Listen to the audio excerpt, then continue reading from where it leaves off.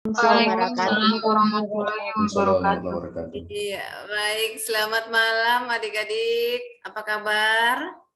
Malam Bu, Alhamdulillah, kabar baik. Alhamdulillah. Alhamdulillah. Baik-baik, Bu. Alhamdulillah, baik. Ya, oke. Sekali lagi saya mohon maaf ya, mohon maaf atas keterlambatannya. Harusnya malam ini kita harus bergelut dengan bantal, tapi karena kendala namanya juga manusia biasa, betul-betul saya tadi itu apa ya? Lupa kalau ada jadwal kita yang harusnya sinkronus yang jam 13 karena itu ya kebetulan Ibu lagi di luar kota sehingga dengan padatnya jadwal sedikit terkendala. Namun insya Allah tidak mengurangi substansi daripada pembelajaran. Insya Allah walaupun malam ini kita usahakan teman-teman ini tetap semangat, tetap terbangun, terpacu pada dirinya untuk tetap mengikuti. Oke, baik adik-adik yang kami banggakan pada malam hari ini sebagai umat yang beragama, mari kita bersama-sama memanjatkan puji syukur atas limpahan berkah anugerah pada malam hari ini. Kita diberikan kesehatan, keapiatan sehingga bisa bersama-sama kembali lewat Zoom ini dengan kondisi sehat walafiat. Baik, adik-adik yang kami banggakan, sesuai dengan pembelajaran kita ini pada malam hari ini kita akan mereview sedikit tentang pembelajaran agenda 1, yang mana agenda 1 sekali lagi bahwa agenda 1 ini kita akan mempergunakan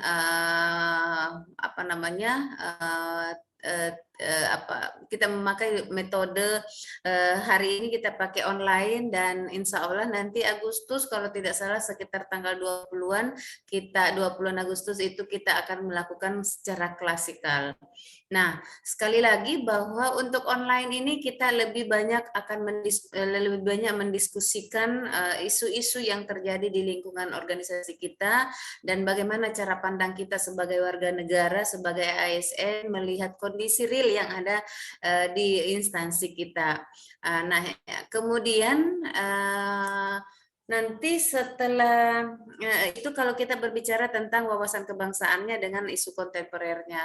Kemudian satu lagi kesiapsiagaan bela negara, memang saya sengaja tidak membahas materi itu di dalam Zoom ini karena itu lebih banyak fisik, ya kan, lebih banyak fisik. Jadi bagaimana bekerja sama tim, bagaimana nantinya teman-teman ini bisa bekerja dengan teamwork yang baik.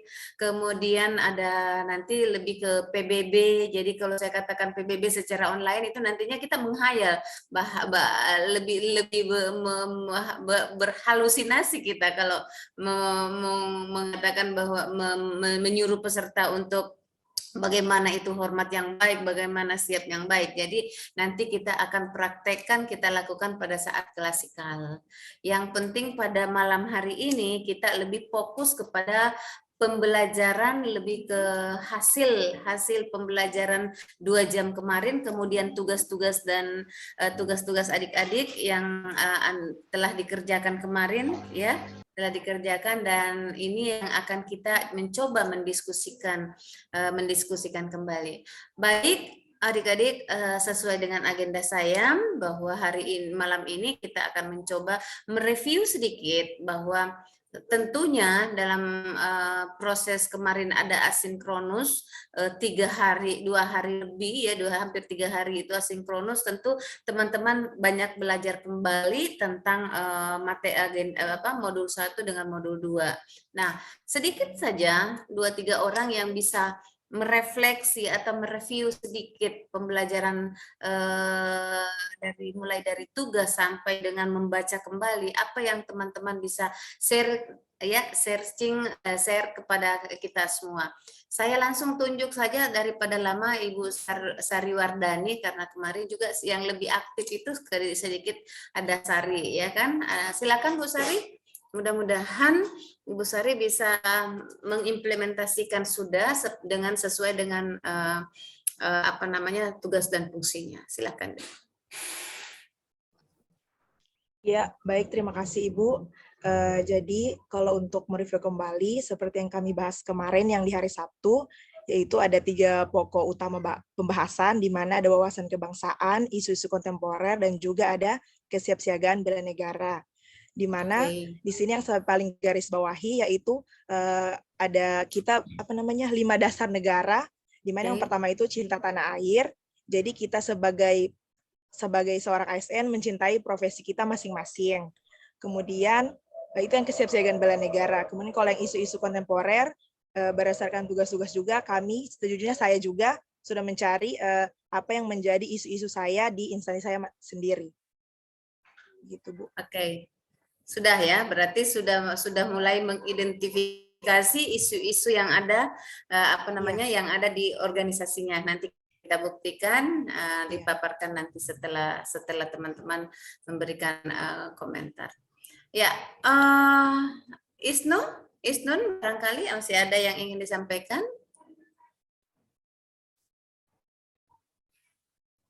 Di-mute dulu sayang.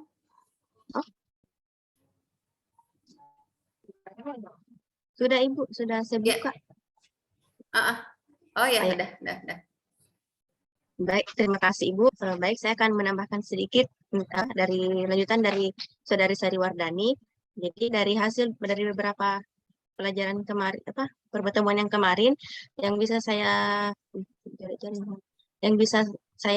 petik itu, yaitu selain dari 5 nilai bela negara, ada 4 konsensus dasar Republik Indonesia, yaitu Pancasila, Negara Kesatuan Republik Indonesia, Undang-Undang Dasar tahun 1945, dan Bhinneka Tunggal Ika. Terus di mana dari pelajaran yang sebelumnya itu kita diajarkan bagaimana kita bisa mencintai bagaimana kita mencintai tanah air di dunia pekerjaan, bagaimana kita menunjukkan rasa cinta tanah air di dalam dunia pekerjaan, bagaimana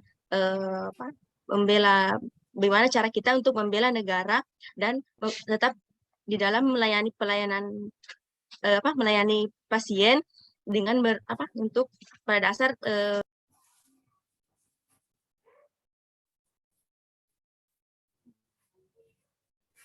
terlempar sepertinya Isnan, Bu. Ini baru gabung lagi. Pasti dia sakit itu karena dia terlempar. Oh, ada dia. Maaf Ibu, jaringannya kurang stabil. Siap. Ya. Dania langsung sudah. Ya. Baik. Terus selain itu kita sebagai ASN memiliki 3 fungsi sebagai ASN, yaitu sebagai pelaksana kebijakan publik, pelayan publik, dan perekat dan pemersatu bangsa. Nah, di mana disitulah tugas kami, apalagi bagi tenaga kesehatan, bagaimana caranya agar kami bisa memberikan pelayanan kepada pasien sesuai dengan apa yang mereka butuhkan dan apa yang mereka inginkan, agar pelayanan yang mereka harapkan itu sesuai dengan apa yang mereka dengan kebutuhan mereka. Terus sehingga pelayanan di tempat instansi yang diberikan itu mendapatkan apresiasi dan dinilai dan bermanfaat kepada masyarakat di sekitar. Cuma itu Ibu. Oke, baik, thank you Isnun ya, sudah mereview. Mudah-mudahan teman-teman tadi itu sudah memorinya sudah mulai berjalan. Oh iya, seperti itu ya. Jadi mudah-mudahan yang lain bisa karena otak kita itu merespon setelah ada stimulus. Nah, saya pikir dari Wardani 1 dan Wardani 2 ini sudah memberikan penjelasan sedikit. Mudah-mudahan yang lain sudah mendapatkan stimulus. Nah, kita coba dulu Ibu Ika Arista bisa mereview sedikit. Halo, Assalamualaikum warahmatullahi wabarakatuh. Saya akan mereview sedikit tentang analisis isu, teknik menganalisis isu Ibu. Mulai dari mengidentifikasi isu atau masalah, terus kita dari situ bisa menetapkan mana masalah prioritasnya kita. Setelah itu kita nilai mana kualitas isu yang bagus dengan teknik APKL. Terus penilaian kualitas isu bisa kita lakukan dengan teknik USG. Setelah itu kita kasih ke diagram fishbone untuk menyelesaikan masalah itu berdasarkan penyebab-penyebabnya. Seperti itu. Oke, baik. Thank you, Ika. Saya satu lagi. Muhrim, ada yang barangkali Muhrim bisa sedikit aja ya. Kita dengar suara laki-laki dulu malam ini. Ya, jadi sambil berdiskusi begini, saya juga punya catatan tersendiri ya dalam pemberian nilai. Jadi atau selain Muhrim yang lain? Terima kasih atas kesempatan yang diberikan kepada saya. Saya hanya menambahkan saja poin-poin yang telah disebutkan. Kecil sekali suaramu, Muhrim. Halo.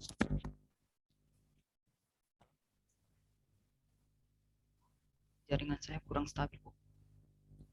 Bisa dibuka handsetnya nggak, Muhrim?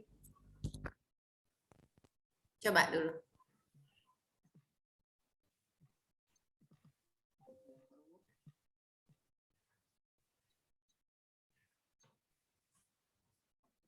Coba tes suara. Tes. Ya, bagus. Jadi saya cuma mau menambahkan penjelasan pemaparan teman-teman yang sudah disebutkan tadi. Saya mau menambahkan untuk bagian bela negara. Jadi salah satu kegiatan bela negara yang dapat diwujudkan PNS dalam kehidupan sehari-hari itu contohnya kayak menggunakan produk dalam negeri, terus menghargai, tidak membedakan pelayanan, mau dia anaknya pejabat atau masyarakat biasa harus dilayani secara adil. Ya, itu lebih ke penerapannya nanti ya, penerapannya daripada fungsi ASN ya. Oke, baik, terima kasih Pak Muhrim. Sedikit beberapa teman, ada Muhrim, ada Isnun, Ika, dan ya ada 4 orang yang telah memberikan komentar tentang agenda 1 hasil reviewnya. Nah, kita langsung saja karena tadi Sari Wardani mengatakan bahwa salah satu yang dilakukan Sari ini kemarin sesuai dengan tugasnya itu adalah tugas mengidentifikasi, ya kan? Sudah tugas mengidentifikasi isu-isu yang ada di lingkungan instansinya. Saya mempersilahkan dulu Pak Devrianto memaparkan hasil tugasnya. Ya, silakan dikomentari hasil identifikasinya dan alat analisis yang Anda pakai, kemudian sampai kepada ide gagasannya. Saya persilakan Pak Devri. Yang lain siap-siap karena semua 10-10-nya akan diberikan kesempatan untuk memaparkan tugasnya. Assalamualaikum warahmatullahi wabarakatuh. Terima kasih, Bu. Waalaikumsalam warahmatullahi wabarakatuh. Jadi sesuai dengan Ibu penyaran kemarin, saya sudah buat learning journal untuk penentuan isu strategis. Bahwasanya di sini ada 3 isu yang saya dapatkan di kantor. Yang pertama mengenai belum optimalnya penanganan gangguan tibum Tranmas. Boleh dipaparkan, Devri ya? Boleh dipaparkan hasil tugasnya di share screen. Oh, sebentar, Bu. Share screen, Kak. Ya, sebentar.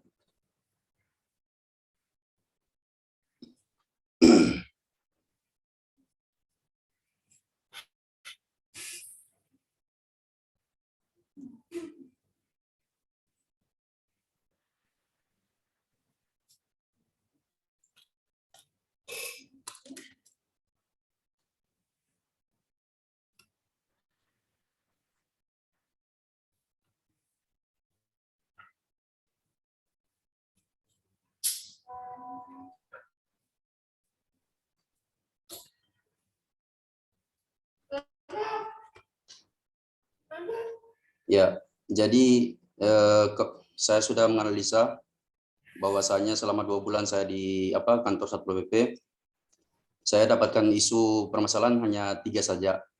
Karena kan kami ada 10 orang, di situ terbagi-terbagi, Bu. Jadi yang pertama, Yang saya dapatkan belum optimalnya penanganan gangguan tibum transmas di wilayah Kabupaten Banggai Kepulauan. Belum optimal dengan gangguan. Nah, yang kedua Tibum kurang transmas. ya ketertiban umum dan ketentraman masyarakat. Terus yang kedua kurang terlibatnya peraja wanita dalam penanganan gangguan tibum transmas di wilayah Kabupaten Banggai Kepulauan. Dan yang ketiga, belum optimalnya etika antar anggota dan perwira di lingkungan Satpol PP Kabupaten Banggai Kepulauan. Di mana di sini saya menentukan bahwasanya isu yang sangat penting sekali bahwa adalah isu yang pertama, belum optimalnya penanganan gangguan tibum transmas di wilayah Kabupaten Banggai Kepulauan. Saya menilai bahwasanya Pak Defri, sebelum ke situ Pak Defri, ya, ada nggak dasar alasannya apa yang menyebabkan Pak Defrianto, data apa ya, yang bisa memperkuat sehingga Pak Defrianto mengatakan bahwa belum optimalnya itu? Ya, karena dia punya faktor penyebabnya. Selama ini apa yang sudah dilakukan hanya begitu-begitu saja, Bu. Contohnya saat apel atau turun patroli tidak diberikan payung hukum yang bertujuan agar bisa memberikan penjelasan terhadap warga yang melakukan pelanggaran tibum transmas, Bu. Yang kedua, sebagai anggota Satpol PP, sebenarnya terang harus tahu tupoksinya, Bu, yang ditetapkan oleh Mendagri ataupun Perda dan Perkada. SOP belum optimal dilaksanakan, yaitu melaksanakan patroli hanya 1 kali dalam sehari di waktu malam saja, Bu. Itu pun hanya inisiatif, maksudnya atas perintah dari atasan saja, sudah tertera dengan surat-surat tugas. Jadi di sini saya sudah berdiskusi dengan atasan, dengan kasih operasi dan pengendalian, dan juga Kasat Pol PP, bahwasanya saya ingin memberikan terobosan terbaru, yaitu membuat tempat layanan pengaduan masyarakat melalui Google Site. Jadi di mana kinerja Satpol PP itu tidak mengandalkan atau tidak lagi menunggu surat perintah, akan tetapi menunggu pengaduan masyarakat, tidak menunggu jadwal kapan kita bergerak. Kapanpun masyarakat butuhkan, kita langsung siap sedia, Bu. Oke. Dasar ilmiah yang saya dapat bisa karena terdapat dalam di dalam Peraturan Menteri Dalam Negeri Indonesia Nomor 121 Tahun 2018, yaitu tentang standar teknis mutu pelayanan dasar suburusan ketentraman dan ketertiban umum di provinsi dan kabupaten kota. Bab 1 Pasal 1 Nomor 2. Standar pelayanan minimal yang selanjutnya disingkat SPM adalah ketentuan mengenai jenis dan mutu pelayanan dasar yang merupakan urusan pemerintahan wajib yang berhak diperoleh setiap warga negara secara minimal. Terus nomor 5, ketentraman dan ketertiban umum yang selanjutnya disebut Trantibum adalah situasi dan kondisi yang memungkinkan pemerintahan pusat, pemerintah daerah, dan masyarakat dapat melakukan kegiatan secara tentram, tertib, dan teratur sesuai dengan kewenangannya dalam rangka penegakan peraturan daerah dan peraturan kepala daerah. Ada lagi sesuai dengan Peraturan Bupati Kabupaten Banggai Kepulauan Nomor 26 Tahun 2017 tentang uraian tugas, fungsi, dan tata kerja Satuan Polisi Pamung Praja Kabupaten Banggai Kepulauan Bab 5 Paragraf 3 huruf H dan I yang berbunyi menyiapkan bahan pelaksanaan patroli rutin dan terpadu serta pembuatan laporan hasil potensi gangguan ketentraman dan ketertiban di seluruh wilayah. Menyiapkan bahan penanganan pengaduan adanya pelanggaran ketertiban umum dan ketertiban masyarakat.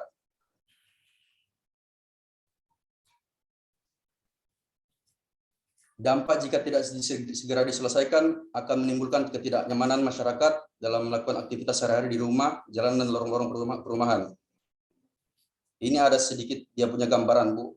Ini yang kenapa saya angkat ini cuma jalan-jalan yang kita sering lalui, Bu. Di lorong-lorong tidak pernah kita lalui, makanya gangguan tibum transmas pernah kami melakukan pengontrolan piket. Ada orang, maksudnya dia bilang kan, Pak, coba minta tolong lari ke ke pantai. Itu sering banyak sekali terjadi Pak, gangguan tibum transmas sana. Banyak orang-orang yang minum, banyak orang yang ya pokoknya bikin gaduh begitu, Bu. Nah, Ini hanya sekedar sedikit saja yang saya berikan, Bu. Kan kalau macam Manu sudah banyak lembaran.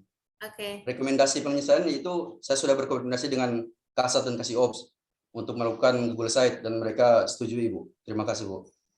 Oke, baik. Terima kasih Pak Devri. Ya.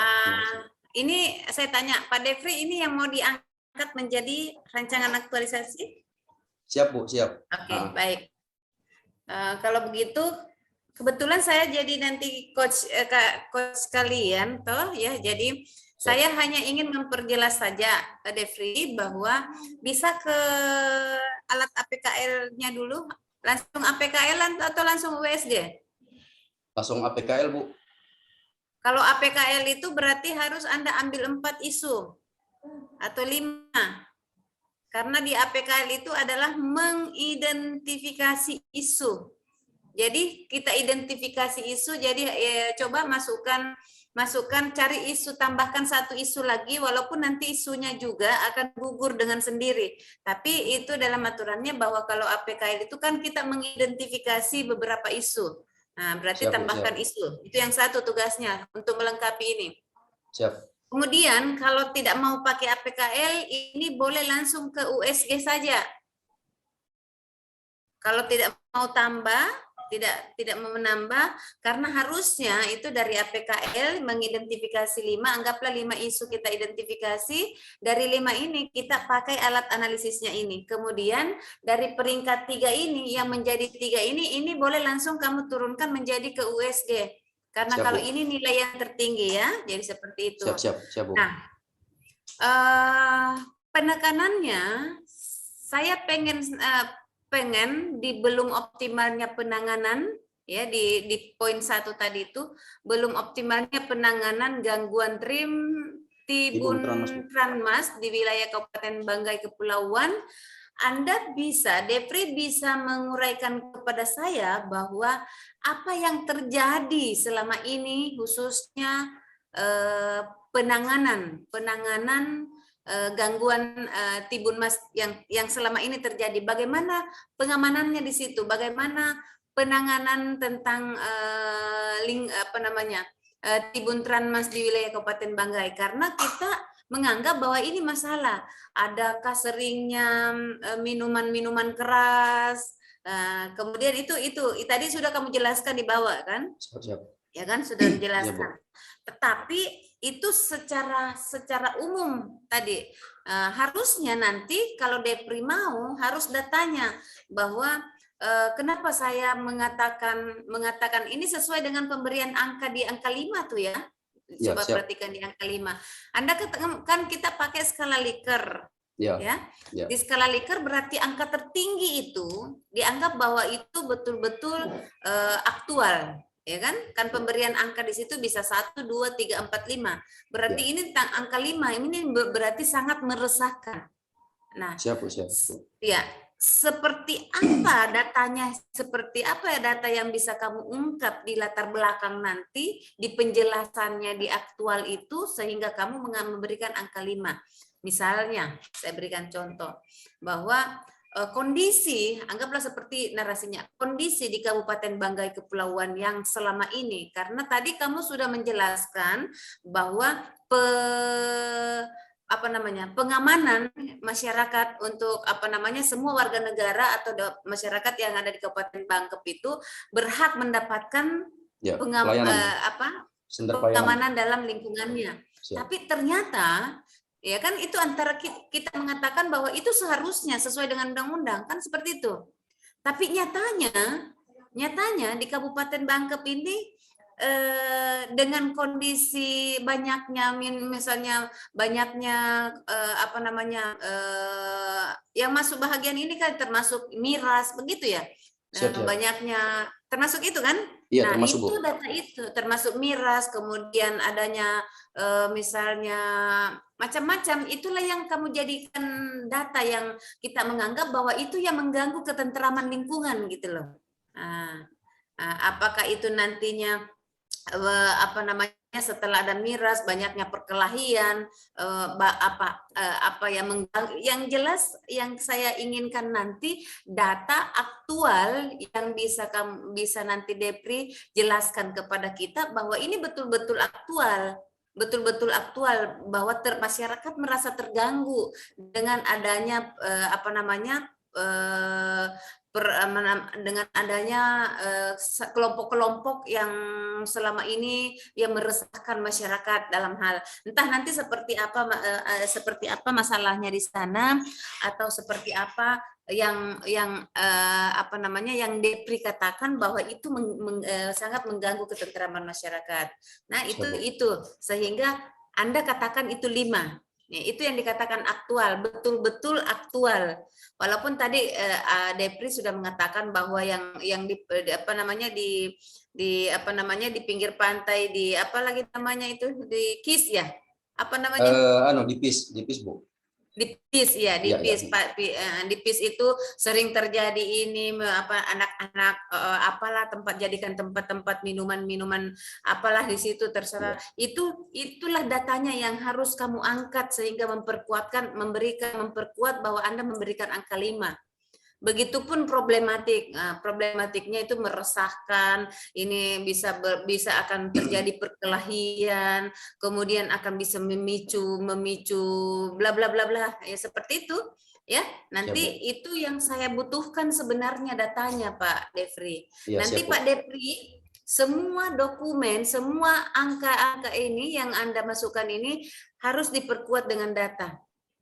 Nah, untuk khususnya karena ini menjadi angka tertinggi, berarti ini yang menjadi tolong belum optimalnya penanganan gangguan ini yang Depri perkuat datanya. Itu saja, yang lain tidak usah. Siap, ya, tidak usah Depri jelaskan, khusus saja yang satu ini. Bisa berapa 2 paragraf 3 paragraf yang betul-betul memudahkan penguji untuk memahami bahwa kondisi real di lapangan faktanya seperti ini, problematiknya seperti ini, ya kan, meresahkannya seperti ini. Itulah yang saya butuhkan. Baik, kita coba, ini saya anggap ini is okay menentukan angkanya karena penentuan isunya sudah diawali kata negatif, kemudian kita coba turunkan ke pisbonnya. Coba di pisbon. Oke, silakan tunggu. Pisbon belum optimalnya, oke. Kemudian kita lihat metodenya. Metode yang kita lebih soroti ini adalah penanganan Satpol PP, bukan penanganannya, penerap apa ya, belum optimalnya penanganan gangguan, berarti lebih ke Satpol PP-nya ya yang belum optimal dalam menangani, ya kan? Jadi betul, metodenya menunggu perintah manusia, nyemennya hanya terpaku dan menonton dengan tugas yang telah ditetapkan. Hanya terpaku dengan metode menonton dengan tugas, bukan ini hanya terpaku mennya ya, menonton dengan tugas yang ditetapkan, kurang pengetahuan atau edukasi terhadap. Kurang apa maksudnya ini? Kurang pengetahuan atau langsung? Itu Bu. Adanya ini Bu, dorong tidak saya bilang tadi yang tidak diberikan payung hukum Bu. Dorong tidak mengerti masalah Permendagri. Jadi edukasi. Edukasi, kurangnya pengetahuan atau edukasi terhadap Satpol PP, anggota Satpol PP ya? Iya Bu. Yang kita maksud ini adalah aturan-aturan yang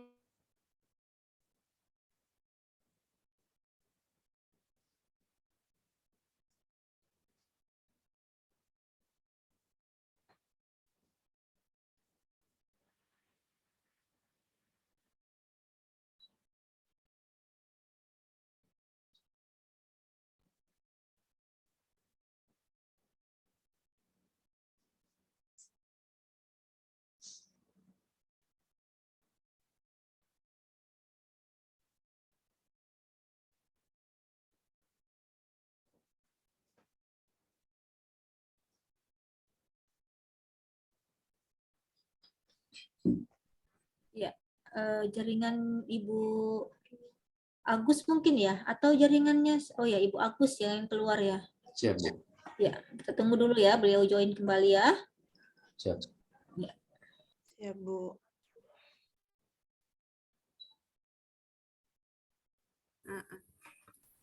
Ya, maaf ya, saya punya ini, soalnya pakai data. Nah, jadi intinya, mana tadi si Pak Devri? Ya, siap, Bu. Nah, Pak Devri, jadi kalau saya sih mainnya manusianya itu Satpol PP-nya selama ini gimana sih cara kerjanya? Belum mensosialisasikannya, belum mensosialisasikan apalah ya, atau belum bekerja dengan baik atau apa? Jangan kurangnya pengetahuan dan edukasi terhadap anggota Satpol PP ya. Betul, Jadi betul. lihat kenapa manusianya selama ini yang si Depri lihat bahwa selama ini teman-teman Depri itu kalau melaksanakannya ya salah satunya bahwa memang terpaku dan monoton dengan tugas yang ditetapkan. Pokoknya kalau saya sih melihatnya ini adalah metode sih, Devri, Siap, Pak Bu. Devri. Ya, Ya, ini ya. kayaknya metode nih Pak Devri. Nanti Pak Devri pindahkan saja ke metode. Saya Siap. menunggu perintah metode. Kemudian hanya terpaku dengan tugas yang telah ditetapkan. Jadi kalau saya sih lebih ke mainnya lebih ke apatis, ya kan? Ya, Bu. Lebih ke jadi tidak mainnya tidak ada kreativitasnya, kreativitas ya, Bu. tidak ada motivasinya. Jadi lihat apa yang menyebabkan Satpol PP itu sendiri, bagaimana kondisinya, bagaimana sikapnya, perilakunya pada saat dia memberikan pelayanan. Apakah memang dia tidak lakukan karena tidak tahu, ya kan? Apakah dia tidak lakukan karena dia memang tidak ada semangatnya, atau dia lakukan karena memang merasa bahwa itu menjadi bukan tanggung jawabnya, lebih ke internal orangnya, Pak Devri. Ya, kalau siap, Bu. lebih ke mennya. Ya kan? Ya, siap, Bu. Kemudian kita lihat di sini coba ke atas sedikit dan saya mau lihat apa di situ ya, bahan ya, SOP-nya. Jangan SOP belum optimal dilaksanakan. Jadi langsung saja bahan lebih ke, berarti kan sudah ada SOP-nya ini ya Pak? Iya, iya. Berarti belum SOP belum, berarti ini main ini. Jadi lebih ke bahannya, bahwa bahan itu adalah bagaimana SOP belum, apa ya saya katakan, bahan itu alat. Jadi apakah di situ nanti kan SOP-nya ada, harusnya SOP-nya itu diikuti gitu kan? Nah, jadi belum diterapkannya SOP sesuai, tapi itu isu baru itu, kalau Anda katakan belum diterapkannya, belum optimalnya, itu isu baru lagi. Jadi bagaimana bahan tadi ini SOP tidak dilaksanakan, ya kan? Jadi penerapan SOP belum tepat, langsung saja begitu kalau saya. Oh, siap, Bu. Ya kan? Kemudian lebih ke peralatan atau ukuran peralatan itu lebih ke bahan, atau lebih ke, kan ada 5 itu, manusianya, metodenya, manusianya, bahannya, peralatannya, kemudian lingkungannya, environment-nya. Nah, ini saya lihat belum ada di sini, Pak. Siap, Bu.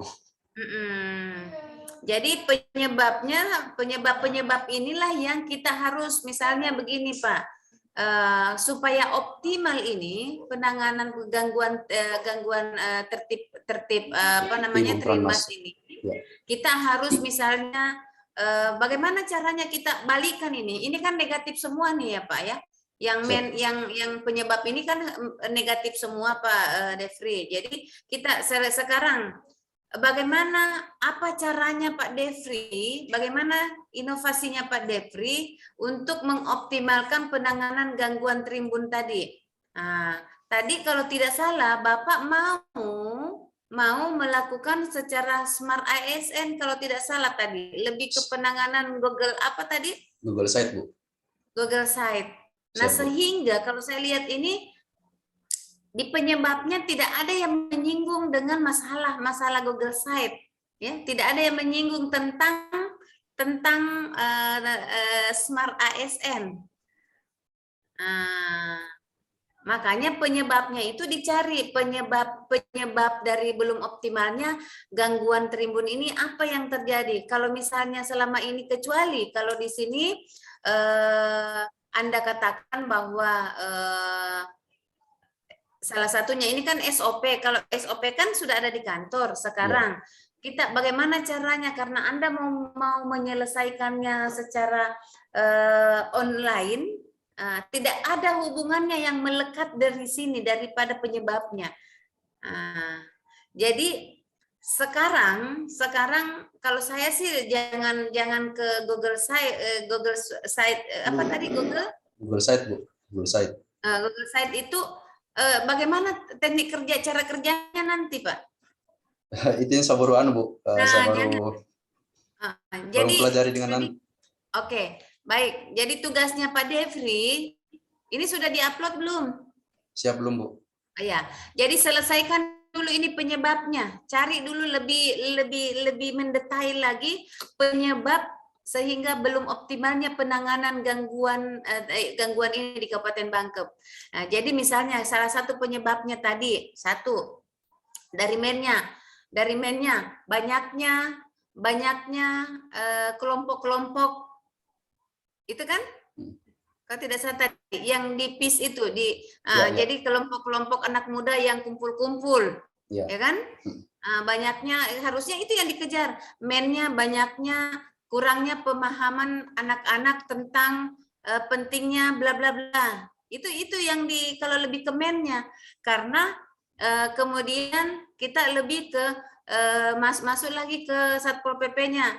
Belum Satpol PP pegawai pelaksana Satpol PP apakah istilahnya,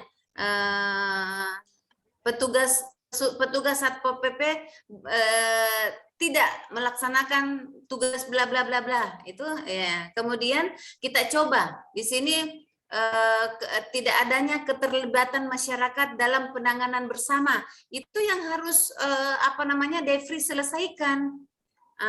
Kemudian nanti Devri pengen bahwa dari masalah ini terselesaikan, Anda nanti dari sisi manusianya kamu selesaikan itu, bikin salah satu himbauan nanti bahwa dilarang kumpul-kumpul misalnya di PIS, dilarang minum-minum, dilarang membawa makanan-makanan beralkohol, kan anggaplah saja begitu.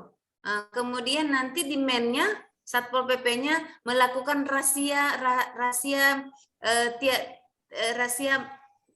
apalah ya kan, itu harusnya penerapannya seperti itu Pak Devri, ya kan? Sehingga nanti dengan tertatanya dari masyarakatnya itu sendiri, kemudian Satpol PP-nya juga sudah mulai menerapkan, kan tidak mungkin Satpol PP itu standby 24 jam di daerah-daerah tertentu, paling dia lewat, ya kan, lewat patroli jalan lagi, kan seperti itu ya Devri ya. Siap. Nah, siap, Bu. kita memikirkan bagaimana caranya supaya masyarakat itu kalau melihat satu kelompok yang akan bisa menimbulkan kegaduhan, itu kita siapkan sarananya semacam Google Site itu, atau semacam layanan aduan. Pengaduan, iya. Jadi itu baru kena.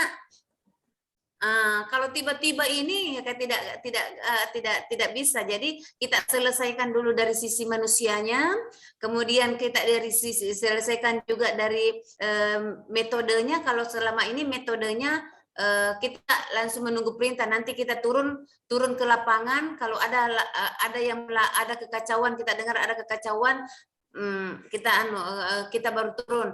Kalau tidak ada laporan, tidak ada yang menelpon, kita tidak turun, sehingga itu akan berdampak kepada keributan berkepanjangan, sehingga kita mencoba menyiasati bahwa menyiapkan layanan emergensi misalnya, anggap seperti itu. Ya kan, kita menyiapkan layanannya. Nanti kalau ada yang bermasalah, nanti masyarakat tinggal telepon, teman-teman yang ada di Satpol PP ini sudah langsung turun, ya kan? Nah, sehingga nantinya akan terjadi optimal penanganan gangguan itu tadi. Seperti itu ya Pak Devri. Jadi tolong diselesaikan dulu ini 5M-nya, many metodenya, dan lingkungannya. Usahakan di lingkungan itu harus ada. Jadi nanti lingkungannya itu salah satunya masyarakat apatis, masyarakat takut melapor, ya kan? Masyarakat takut privasinya terganggu, ya kan? Sehingga itu semua menjadi lingkungan. Nah, sekarang nanti penanganannya kita membentuk misalnya salah satu lingkungan yang harus kita perbaiki adalah melibatkan tokoh masyarakat, tokoh-tokoh apa yang ada di situ, sehingga dia begitu ada yang bermasalah, biasanya orang di kampung itu lebih didengar itu adalah tokoh-tokoh masyarakat yang ada di situ. Jadi kita libatkan itu, ya seperti itu Pak Devri. Oke. Jadi ini sudah bagus, tapi antara masalah dengan ide gagasannya itu belum connect, connect. Jadi kasih connect dulu, connectnya itu di penyebab. Connectnya di penyebab. Kalau penyebabnya sudah terselesaikan, Dev, insya Allah itu bisa nyambung dengan itu tadi, layanan aduan emergensi dalam penanganan Tibun seperti itu. Ya. Nanti langsung kerjakan nanti, Dev, kalau sudah, karena kalau sudah ini besok materimu sudah masuk ke kegiatannya. Itu tadi sudah saya katakan bahwa ide gagasanmu itu adalah ingin membuat layanan aduan, itu ide gagasannya. Kegiatannya itu tadi satu, ya kan, membangun bekerja sama dengan stakeholder, ya kan, bekerja sama dengan stakeholder itu tadi, tokoh masyarakat yang ada di situ, Karang Taruna, apalah, nanti terserah nanti Devri bagaimana penanganannya, karena kamu yang tahu bagaimana cara kerjanya Satpol PP itu sendiri, ya kan. Kemudian dari peralatannya nanti Devri membuat semacam spanduk itu salah satu bahan, itu spanduk bentuk larangan apalah di daerah saya tahu betul ke daerah situ, karena itu daerah yang indah tetapi dia gelap, jadi baru dia di depannya pasar, ya kan. Nah, jadi masyarakat itu memang kalau orang bisa saja jadi tempat esek-esek di situ, ya kan. Nah, bagaimana itu kamu tangani semua itu, ya kan. Jadi sudah sangat jelas buat himbauan, apakah nanti kamu bikin semacam spanduk atau apalah. Nah, itu sudah masuk bahan. Kemudian dari sisi SOP-nya, cara kerjanya misalnya untuk Satpol PP itu sendiri, bagaimana alur kerjanya, bagaimana prosedural penanganannya kalau mau melaksanakan patroli, itu harus kita sosialisasikan kepada teman-teman. Jangan sampai yang kita libatkan tidak paham apa yang dia mau kerjakan, ya kan? Nah, seperti itu. Jadi itu nanti dari bahannya nanti Anda selesaikan dari sisi peralatannya, entah mau seperti apa nantinya, dan lingkungannya selesaikan itu, Devri. Ya. Oke, baik. Terima kasih Pak Devri. Saya berharap nanti Anda tuangkan semua yang kita cerita itu dalam bentuk tulisan. Siap. Oke? Ya, siap. Terima kasih, Bu. Terima kasih. Terima kasih. Saya persilakan untuk stop share. Ya. Terima kasih, Bu. Oke. Devri sudah aman, nanti saya tinggal melanjutkan nanti kegiatan-kegiatan apa. Ya, silakan, siapa lagi yang mau? Silakan raise hand. Ya, silakan Isnun.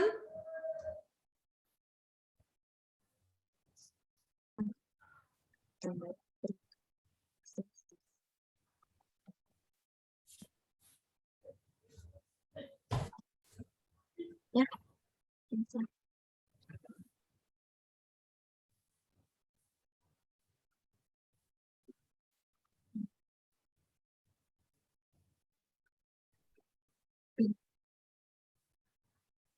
terima kasih. Assalamualaikum warahmatullahi wabarakatuh.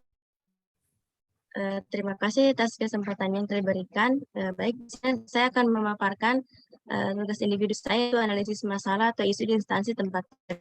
Adapun identifikasi masalah isunya, yang pertama itu lambatnya pelayanan pada pasien rawat jalan. Ya, Dua, kurangnya penanganan, lambatnya pelayanan pada pasien rawat jalan. Oke. Yang kedua, kurangnya pengetahuan ibu tentang pemberian makanan bayi dan anak atau PMBA. Yang ketiga, rendahnya tingkat partisipasi ibu membawa anaknya untuk datang ke posyandu melakukan pemantauan pertumbuhan. Yang keempat, banyaknya pegawai yang kurang disiplin. Yang kelima, masih adanya kasus gizi buruk dan gizi kurang. Nah, adapun penetapan masalah prioritasnya yaitu menggunakan APKL. Di sini ada 5 ya, terus apa? Dari kelima ini dianalisis menggunakan USG. Ada peringkat pertama, kedua, dan ketiga. Peringkat pertama itu kurangnya pengetahuan ibu tentang pemberian makanan bayi dan anak. Terus peringkat kedua, masih adanya kasus gizi kurang dan gizi buruk. Yang ketiga, lambatnya pelayanan pada pasien rawat jalan. Mengapa saya mengambil kurangnya pengetahuan ibu tentang pemberian makanan bayi dan anak peringkat pertama? Karena menurut saya, selama 2 bulan bekerja di sana, setiap turun posyandu itu banyak masalah-masalah yang saya dengar itu ibunya baru anaknya 2 bulan sudah diberikan makanan, terus anaknya yang umur 6 bulan makanannya tidak sesuai dengan usia yang seterusnya. Terus terus salah satu penyebab masalah gizi kurang dan gizi buruk itu karena tentang pemberian makanan pada bayi dan anak. Jadi itulah saya mengambil pengetahuan tentang pemberian makanan bayi dan anak. Nah, adapun dampak jika pengetahuan ibu kurang tentang pemberian makanan bayi dan anak itu, yang dampaknya itu yang akan terjadi jika seseorang ibu pengetahuannya kurang, maka anak akan mengalami gizi kurang yang akan berdampak pada gangguan tumbuh kembang anak, kurangnya tingkat kecerdasan dan prestasi akademik akan menurun. Terus berat badan kurang, berisiko mengalami stunting. Terus penyebabnya kurangnya pengetahuan ibu tentang pemberian makanan bayi dan anak atau PMBA. Yang pertama itu kurangnya pengetahuan ibu tentang menu gizi seimbang. Nah, masih banyak di daerah Totikum ibu-ibu yang belum mengetahui gizi seimbang itu seperti apa saja. Terus yang kedua, kurangnya pengetahuan ibu tentang makanan pendamping ASI. Nah, itu tadi banyak ibu-ibu yang anaknya baru di usia 2 bulan sudah diberikan makanan. Terus ada juga ibu-ibu yang usia anaknya sudah memberikan makanan, sudah dapat makanan, tapi tidak sesuai dengan usia yang seharusnya. Misalnya usia 6 bulan dapatnya makanan lumat, dikasihnya makanan nasi tim. Terus yang ketiga, rendahnya perekonomian dalam keluarga. Yang keempat, masih adanya pantangan makanan di dalam keluarga. Nah, di sana masih banyak keluarga yang mengatakan bahwa makan ikan itu merupakan pantangan karena nanti anaknya bersisik. Terus makan sayur daun kelur itu takut ada beberapa desa yang mengatakan makanan daun kelur itu bukan sayuran, padahal kalau kita ketahui daun kelur itu sangat bermanfaat. Nah, penyebab masalahnya itu yang tadi kurang pengetahuan ibu tentang MPASI. Pemecahan masalahnya itu memberikan edukasi dan konseling tentang MPASI yang benar. Yang kedua, penyebab masalah kurangnya pengetahuan ibu tentang menu gizi seimbang. Pemecahan masalahnya yaitu memberikan penyuluhan tentang gizi seimbang dan melakukan demonstrasi pengolahan bahan makanan dengan benar. Yang ketiga, penyebab masalah rendahnya perekonomian dalam keluarga. Nah, pemecahan masalahnya di sini yaitu bekerja sama dengan kepala desa untuk menyediakan bahan pangan bagi keluarga yang perekonomiannya rendah dan mengalami masalah gizi. Terus memberikan penyuluhan pemanfaatan bahan pangan yang berada di sekitar lingkungan tempat tinggal, misal daun kelor, apalagi di Banggai Kepulauan itu ikannya sangat banyak. Terus yang keempat, penyebab masalahnya masih adanya pantangan makanan dalam keluarga. Yang seperti tadi saya katakan, masih ada beberapa desa yang mengatakan makan ikan itu bisa menyebabkan bersisik. Nah, memberikan penyuluhan dan edukasi tentang manfaat dan kelebihan dari bahan pangan tersebut. Diagram fishbone-nya. Nah, kurangnya pengetahuan ibu tentang pemberian makanan bayi dan anak, manusia-nya kurangnya pengetahuan ibu, terus perilaku ibu yang cuek.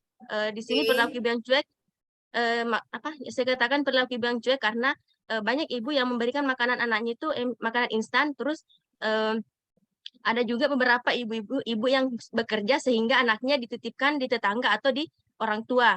Terus barang atau bahan tidak adanya media penyuluhan seperti leaflet. Nah, kenapa saya mengatakan tidak leaflet? Karena selama 2 bulan di sana saya belum menemukan leaflet atau alat media untuk melakukan penyuluhan di puskesmas. Terus kurangnya ketersediaan bahan pangan. Nah, mengapa saya mengatakan kurangnya ketersediaan bahan pangan? Karena setiap posyandu saya menanyakan kepada ibu mengapa anaknya tidak makan sayur. Menurut mereka karena di sana pasarnya dilakukan cuma 1 kali seminggu. Terus mereka penjual sayurnya kurang, Ibu. Terus yang ketiga selanjutnya peralatan ukuran. Nah, sini saya mengambil itu kurang aktifnya kadar posyandu. Mengapa saya mengambil kurang aktifnya kadar posyandu? Karena tidak mungkin selamanya tenaga kesehatan berada di lingkungan tersebut selama 24 jam. Sedangkan kita ketahui kadar posyandu berada di lingkungan tersebut. Jadi sehingga kadar posyandu lah yang lebih berperan dalam melakukan edukasi atau penyuluhan kepada masyarakat atau ibu-ibu yang ada di sekitar tersebut.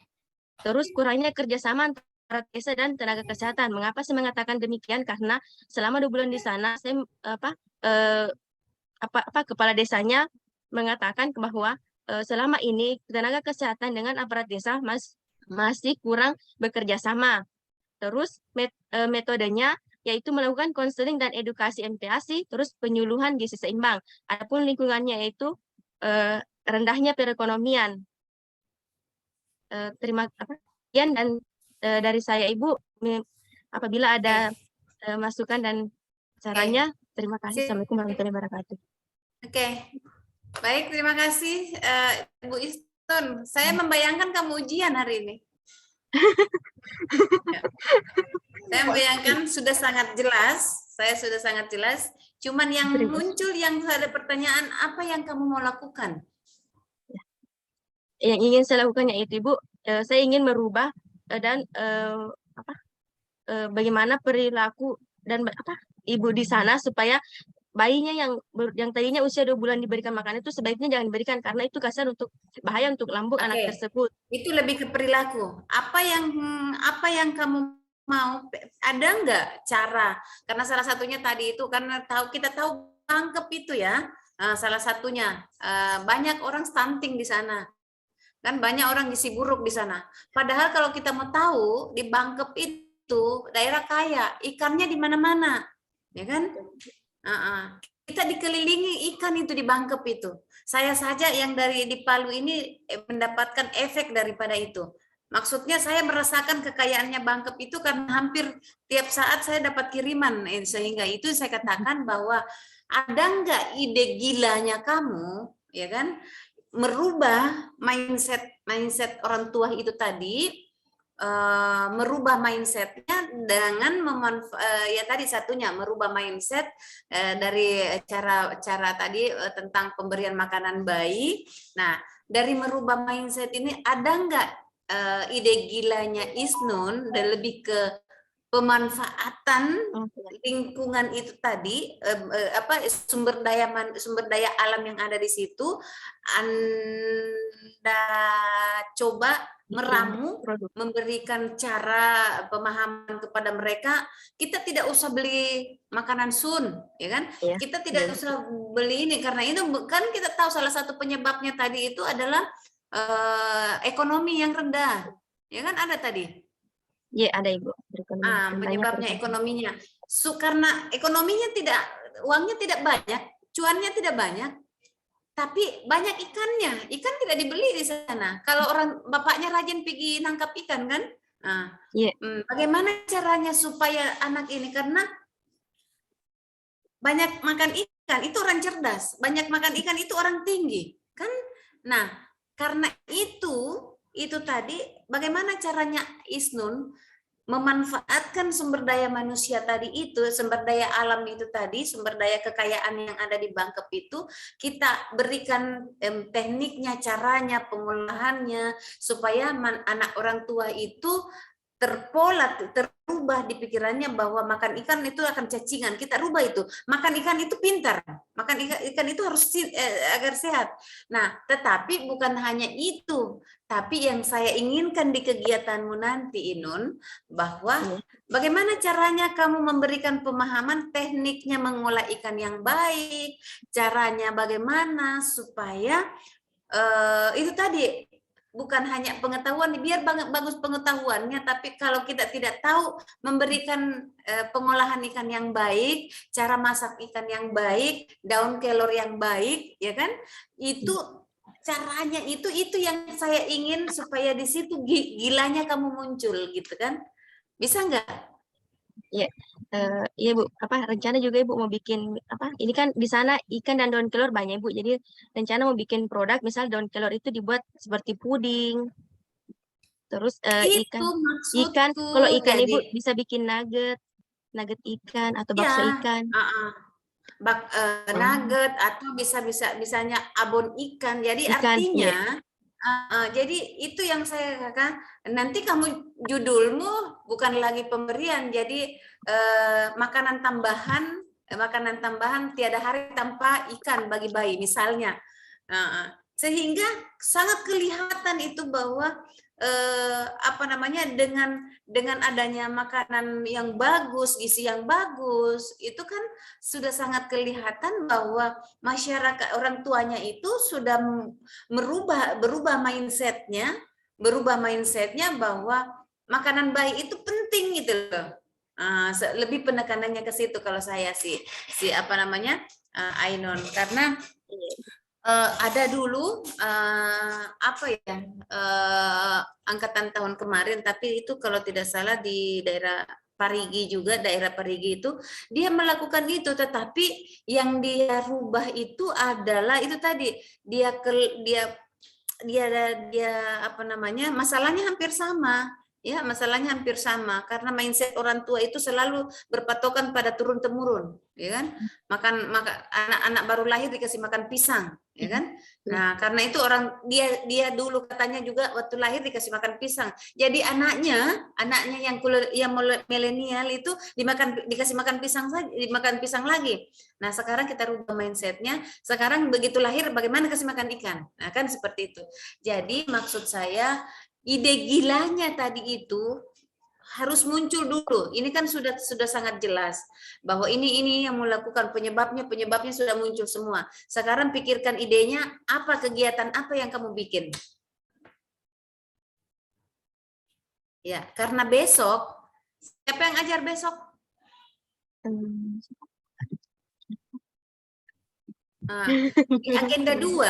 Di agenda 2 itu tinggal melanjutkan.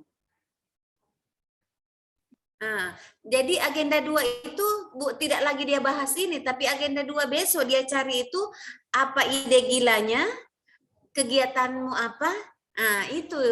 Jadi sekarang setelah ini pikirkan apa kegiatannya, dirancang-rancang, tidak usah lagi korek ini barang. Yang kalau khusus Ainun tidak usah lagi korek, ini sudah it's okay, mulai dari APKL, USG, kemudian Fishbone, ini sudah oke, penyebabnya sudah sangat jelas tadi. Tinggal Ainun cari apa dari penyebab ini, dari masalahnya ini, apa Ainun mau buat ide gagasannya apa, kemudian tuangkan kegiatannya apa. Kegiatan paling sedikit 5. Ini gila kalau saya punya lihat. Kalau betul-betul Ainun berpikir out of the box ya. Jangan melihat pengalaman Ainun selama ini. Oh, bikinkan bubur kacang hijau. Tidak lagi. Tidak lagi, tapi bagaimana anak-anak ini dibikinkan bubur Manado yang dalamnya ikan semua, ya kan? Itu. Jadi pemberian ada judulnya nanti, kemudian pemberian gizi tiada hari tanpa ikan misalnya, entahlah seperti apa nanti Ainun, tapi itu ide gilanya. Nanti kamu kemas ide gila ini dalam kegiatan. Kegiatannya apa? Satu misalnya memberikan sosialisasi, ya kan?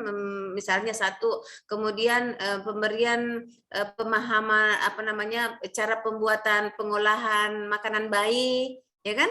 Cara pemberian pengolahan bayi di situ sudah ada cara pembuatan kelor, cara misalnya pengolahan ikan apalah di situ, ya. Iya, Ibu. Kemudian itu yang saya mau nanti bisa diukur bahwa bayangkan kalau sudah 1 bulan kamu lakukan itu, yang tadinya kurangnya pengetahuan kita lihat dari tingkat gizi buruk yang berada pada saat di posisi bulan berapa ini, anggaplah posisi di bulan Mei, kemudian kita di bulan Juli, nanti Anda lihat hasilnya ternyata itu perubahannya signifikan, ya kan?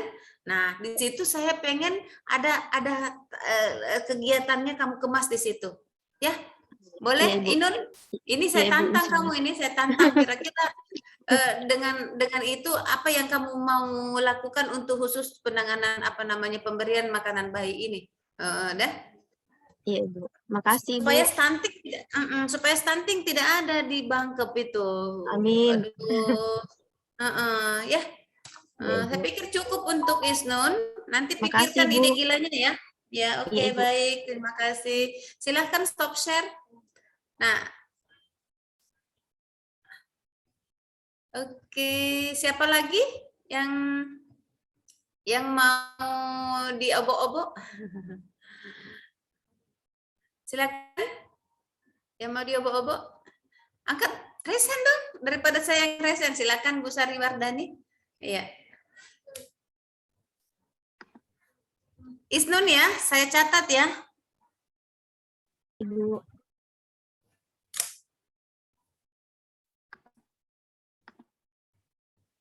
Habis ini Ika ya.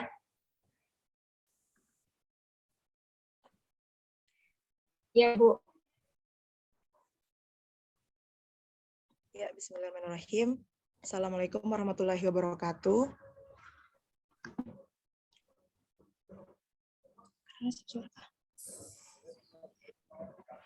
Tapi Bu, suara saya kedengaran, Bu?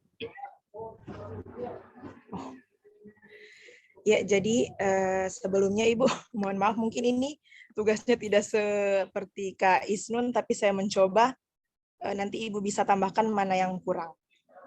Ya. Di sini identifikasi isunya saya ambil satu, banyaknya ibu hamil yang belum mengetahui pentingnya meminum tablet tambah darah di Puskesmas Bakalan Raya. Yang kedua, banyaknya ibu hamil yang belum mengetahui bahwa pentingnya memeriksakan kehamilan sedini mungkin. Yang ketiga, kurangnya pengetahuan IMD dan ASI eksklusif pada ibu menyusui di Puskesmas. Yang keempat, kurangnya pengetahuan ibu tentang penggunaan alat kontrasepsi jangka panjang. Yang kelima, belum optimalnya tindakan bidan mengenai IMD pada pasca bersalin. Berdasarkan analisis APKL, di sini ada beberapa yang saya ambil, kemudian saya masukkan ke prioritas atau kualitas isu menggunakan USG. Yes. Yang terambil yaitu yang pertama, banyaknya ibu hamil yang belum mengetahui pentingnya minum tablet tambah darah. Kemudian yang kedua, kurangnya pengetahuan IMD dan ASI eksklusif. Yang ketiga, belum optimalnya tindakan bidan mengenai IMD pada pasca persalinan. Dari hasil prioritas dan kualitas isu ini didapatkan yaitu yang paling Wardani, IMD itu apa? Inisiasi menyusui dini, Bu. Ya. Ya, nanti saya sudah tambahkan. lupa, sudah 20 tahun saya tidak menyusui. Makanya saya tidak paham IMD itu. Okay. Saya tambahkan di sini kepanjangannya. Ya, nanti dijelaskan, jangan singkatan ya. Oh iya, Ibu, iya. Jadi yang pertama didapatkan kurangnya pengetahuan inisiasi menyusui dini dan ASI eksklusif pada ibu menyusui. Di sini kemudian saya tarik diagram Fishbone-nya, ada manusia, kebiasaan hidup, dan pengetahuan. Jadi Ibu, di sini berhubung saya sebelumnya memang kerjanya di Puskesmas Bakalan Raya, dan alhamdulillah terangkat, jadi saya juga sudah pegang desa. Jadi kebiasaan hidupnya itu ya, di mana ibu-ibu lebih biasa ke memberikan anaknya sufor. Dengan sufor, susu formula. Oh iya. Kebiasaan hidupnya. Kemudian pengetahuan, karena kurangnya pengetahuan, makanya gaya hidupnya itu mereka memberikan susu formula kepada anaknya. Kemudian bahan di sini saya lupa tambahkan, contohnya seperti leaflet. Belum ada. Ya, belum ada. Biasanya ada kalau saya penyuluhan, tetapi saya cuma pakai lembar timbal balik. Dan mungkin kalau saya pikir kalau leaflet kan mereka bisa bawa pulang ke rumah dan bisa dibaca kembali. Kalau untuk lembar timbal balik kan hanya untuk kita sendiri sebagai bidan. Kemudian peralatan ukuran, seperti di sini belum optimalnya bidan dalam melakukan IMD. Sebelum-sebelumnya kalau misalnya saya melihat teman-teman menolong persalinan, biasanya dari 5, biasanya hanya 2 yang dilakukan inisiasi menyusui dini, yang seharusnya. Tunggu dulu, Sariwardani. Boleh Ya. nggak jangan belum optimalnya bidan melakukan IMD? Itu kan peralatan itu, peralatan. Oh iya, Ibu. Yang biasanya peralatan yang selama ini mereka pakai, apakah dari misalnya kebutuhan-kebutuhan yang dia pakai, apakah dia tidak tersedia di sana? Misalnya apalah ya, jangan belum optimalnya bidan dalam melakukan IMD, ya. Oh iya. Jadi lebih ke peralatannya, atau apa yang alat apa yang selama ini mereka pakai di dalam di dalam sehingga kurang pengetahuannya. Peralatan apa eksekutif menyusui dalam puskesmas? Seperti apa? Kalau bahan itu kan sudah pasti bahan. Kalau bahan itu alat saya katakan bahan itu adalah yang dipakai untuk bersosialisasi tidak tersedia. Kalau peralatan apa? Yang dipakai biasa? Kalau untuk ini nanti dicari ya. Kemudian metode. Ya, di sini saya melakukan metode penyuluhan, di mana penyuluhan itu saya bagi pada ibu hamil dan juga pada ibu baduta di bawah 2 tahun. Kemudian konseling. Tunggu dulu Sariwardani. Saya hanya kalau ini khususnya yang di ekornya ini, di kepalanya ini bukan yang Anda mau lakukan, yang terjadi selama ini, yang menyebabkan. Yang penyuluhan yang selama ini metode yang dilakukan sehingga kurang pengetahuan IMD, apa yang terjadi sana? Belum ada penyuluhan, Bu. Belum ada penyuluhan. Tapi tidak secara tidak secara terperinci. Metode tidak efektif. Langsung saja gitu. Oh iya, Ibu, saya ganti. Kemudian tidak ada layanan konsul, tidak tersedia di situ. Metodenya tidak ada konselingnya. Jadi lebih ke situ. Metode itu adalah caranya yang selama ini apa? Caranya ya apa yang saya katakan, nanti mereka tahu kalau turun dari puskesmas untuk door to door begitu, atau nanti ada posyandu baru ada metode. Bagaimana caranya metode yang selama ini yang terjadi, caranya? Ya, nanti hanya ada ketika pada saat posyandu baru turun. Ya. Tidak secara berarti face to face. Metode yang selama ini layanan seminggu begitu ya, layanan 1 bulan. Begitu ya? 1 bulan baru ada pelayanan, kan seperti itu toh metode yang terjadi ini. Nah sekarang nantinya kamu ingin menyampaikan, menyediakan layanan konseling seperti itu kan? Iya, Bu, iya.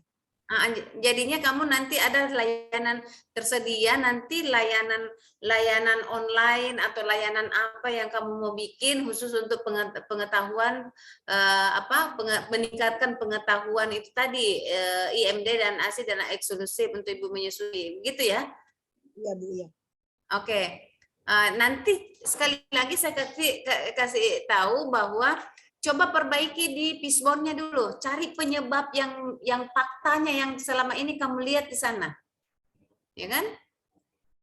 Tuliskan semua di sini. Ini boleh cabang-cabang di sini, boleh bercabang-cabang, tulang halusnya, misalnya boleh tambahkan di situ. Ya, jangan kita terpaku dalam maksud saya di penyebab ini jangan memunculkan kalimat negatif yang akan menjadi masalah baru lagi. Langsung saja poinnya, misalnya selama ini metodenya yaitu layanan, misalnya yang terjadi yang menyebabkan kurangnya pengetahuan, tidak adanya layanan, ya kan? Metode tidak ada layanan khusus, ya kan? Tidak adanya tempat konseling, ya kan?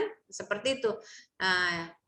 Kemudian metode yang selama ini, carilah penyebabnya nanti, terserah Sariwardani mau carinya bagaimana, yang jelas yang kalau bisa yang betul-betul fakta yang kamu lihat di sana. Kemudian dari fakta itu kamu balik menjadi itu yang kamu mau selesaikan. Itulah yang akan menjadi kegiatannya nanti. Coba lihat tadi dia punyanya Isnun itu, ya.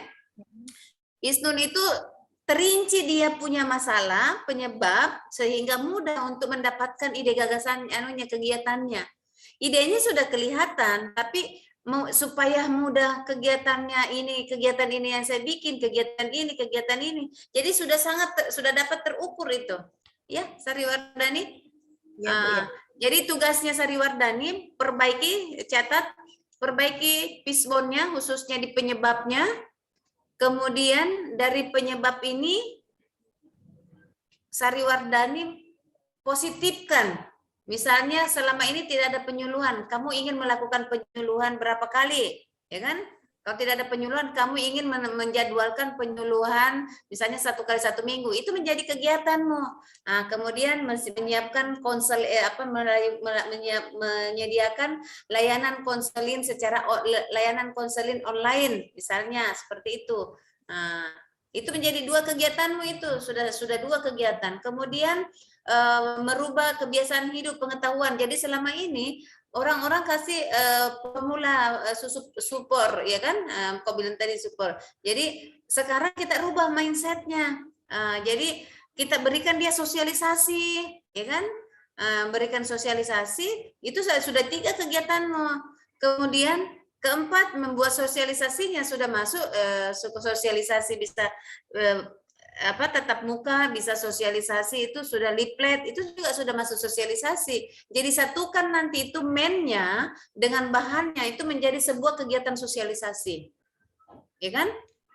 Peralatannya, apakah dia nanti peralatannya memang selama ini peralatannya anggaplah bahwa mereka tidak paham tadi tentang pentingnya dia yang ada hanya susu formula selama ini, karena dia tidak ada alasannya, tidak ada keluar ASI-nya misalnya, tidak paham ini. Nah, nanti diselesaikan, disosialisasi lagi. Jadi di manusia bahan peralatan itu menjadi satu kegiatan penyelesaiannya, sosialisasinya masuk semua di situ. Jadi bagaimana caranya supaya banyak ASI-nya, minum daun katuk. Bagaimana caranya daun katuk, terserah mau bagaimana tekniknya. Nanti Sariwardani masukkan di sosialisasi situ.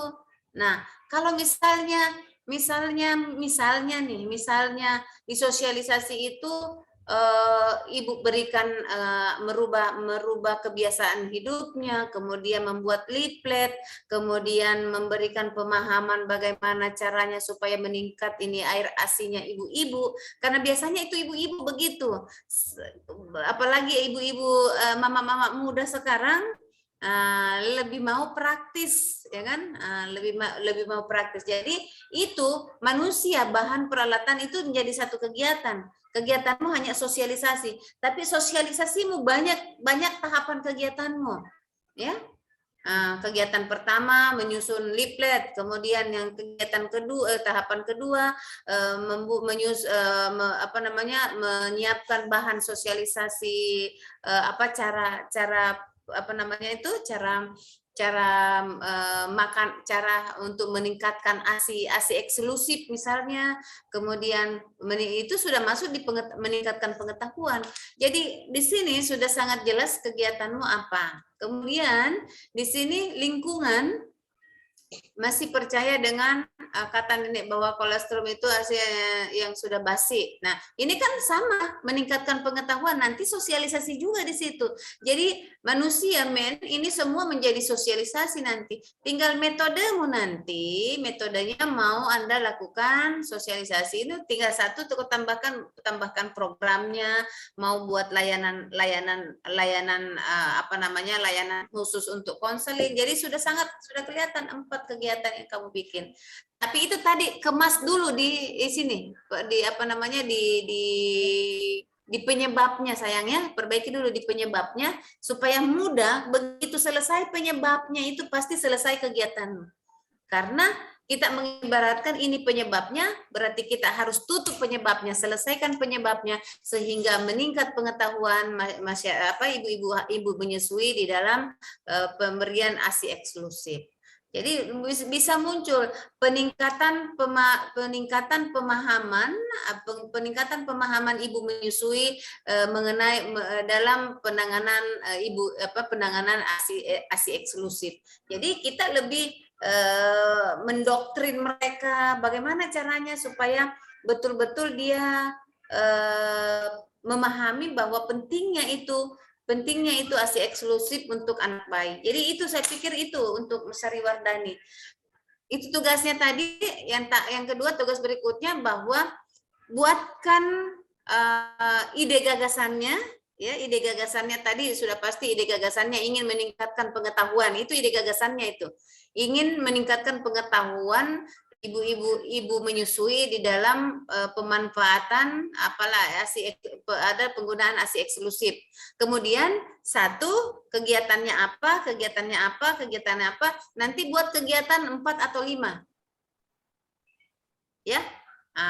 Karena besok itu sudah dibawakan dihubungkan dengan masuk ke mulai malam ini langsung kerja. Jadi kegiatan ini tahapannya apa, langkah-langkahnya apa. Nanti di langkah-langkah itu masuk agenda 2 itu, agenda 2. Nah, nanti kalau di kegiatannya masuk agenda 3 supaya kamu besok nyambung kalau ditanya oleh narasumbernya besok sudah nyambung bahwa di tahapan kegiatan ini masuk nilai berakhlak, masuk bertanggung jawab, ya kan? Seperti itu. Bisa, Sariwardani? Ya, Bu, bisa. Oke, baik. Baik, saya pikir itu PR untuk kamu, selesaikan ini malam. Kalau sudah selesai, boleh japri saya, boleh diskusi dengan saya, silahkan kita manfaatkan teknologi supaya bisa terukur. Besok sudah langsung action. Oke, silahkan stop share dulu, Dinda. Ya, makasih, Bu. Ya, siap-siap, Ika. Waalaikumsalam. Ika? Iya, Ibu. Ya, kecil sekali kok jadi Saya share terlihat. screen, Ibu. Boleh.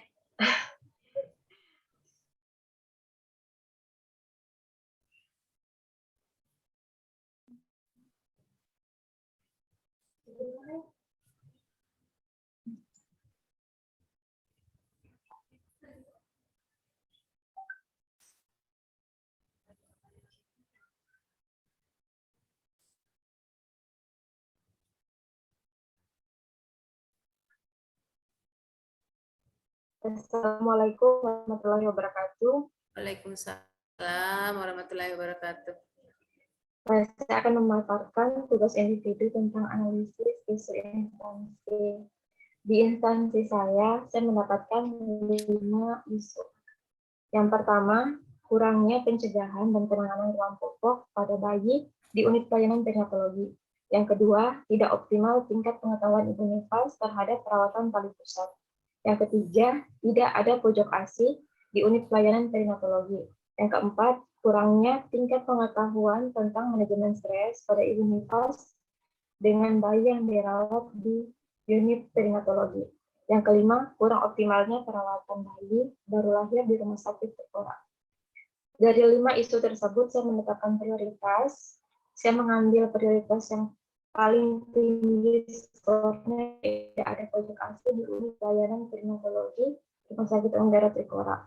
Karena ada prioritas 1, 2, dan 3, jadi saya menggunakan metode WSD untuk kualitas masalah isu.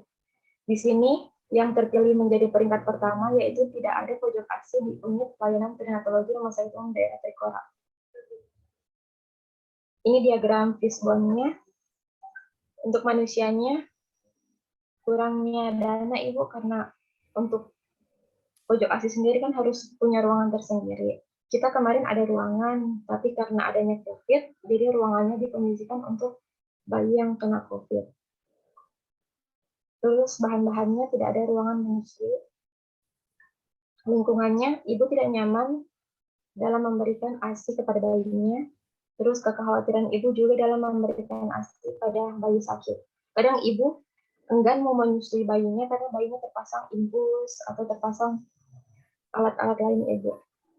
Terus metodenya lebih sering ke pemberian susu formula karena kayaknya ibunya sudah lebih merasa susu formula itu lebih baik daripada ASI. Terus penyebab masalahnya tidak ada ruangan menyusui. Pemecahan masalahnya saya menyarankan kepada rumah sakit untuk membangun pojok ASI. Tidak ada dana untuk pemberian pojok ASI. Karena tidak ada dana, kita bisa menggunakan teknologi tepat guna Ibu. Mungkin tambahan yang lebih murah seperti bikin tirai, orang bisa pakai sampiran, terus menggunakan tikar untuk duduk dengan nyaman ibunya, terus privasinya terjaga juga karena ada tirainya. Untuk yang ketiga, penyebab masalahnya yaitu ketidaknyamanan ibu dalam pemberian ASI. Ini memang harus dibuat pojok ASI ibu untuk pemecahannya. Yang keempat, kekhawatiran ibu memberikan ASI pada bayi yang sakit. Kalau seperti ini, orang biasa dalam hanya melakukan edukasi. Caranya pemberian ASI bagaimana, biar lebih mudah ke ibunya dan bayinya. Yang kelima, ibu merasa susu formula lebih baik dari ASI. Ini juga kita adakan edukasi terus, ibu. Cuma masalahnya biasa ibu-ibu mengeluh ASINya sedikit, seperti itu. Sekian ibu pemaparan saya. Kalau ada yang saya minta tambahannya. Oke, sedikit saja di fishbone tadi. Oh, iya. Fishbone. Ada yang teman ingin menambahkan dari fishbone ini? Ada yang ingin mengomentari sebelum saya komentari? Silakan. Kurangnya perawatan. Nah, teman-teman yang lain, ada yang bisa mengomentari di mana kelemahannya? Ayo dong. Siapa yang resen? Silakan. Saya melihat kejelian teman-teman memahami apa yang saya jelaskan tadi. Ada nggak? Tahu nggak kelemahannya di mana? Kekurangannya di mana? Ayo. Adakah? Oke, ada yang bisa siapa tadi? Isnun. Mohon maaf kok misalnya saya salah Ibu. Menurut saya di bagian manusianya itu yang di sini dibilang kurang dana. Menurut saya kalau kurang dana itu mungkin masuk di peralatan atau bahan? Di men, kan di situ ada lima metode kan? Ada men, meni, cuman mennya tidak ada nih. Iya, maninya dihilangkan. Nah, berarti tambahkan. Manusia itu kurang dana tidak? Manusia itu lebih ke pengetahuan, ya kan? Itu satu. Oh iya. Yang kedua, ada yang lebih jeli lagi? Ya, tolong supaya sambil belajar.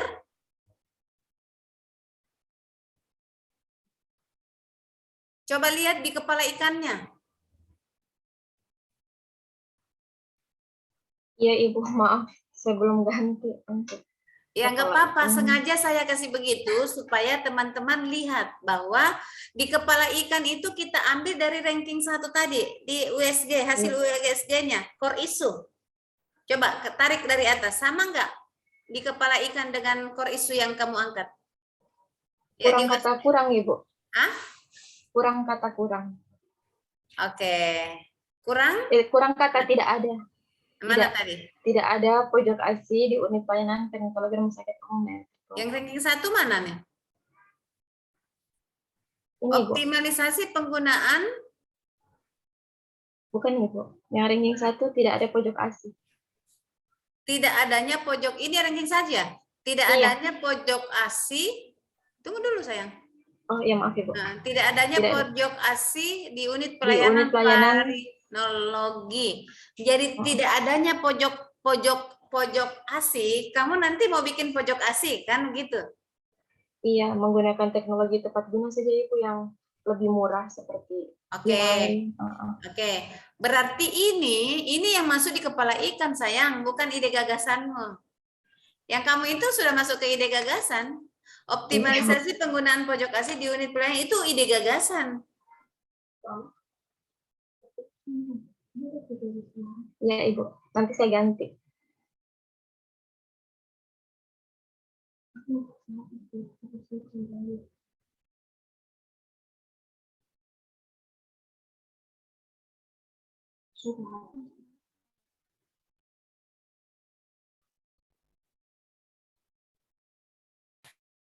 Signal gue nih. Signal gue. Ika? Ya Ibu. Ya. Hapus itu nanti optimalisasi penggunaan, nanti pindahkan di tempat lain, jadikan itu adalah output kegiatanmu nanti. Itu menjadi judulmu, judulnya nanti. Tapi di Fishbone, di Fishbone, di kepala Fishbone, ambil itu yang dari USG.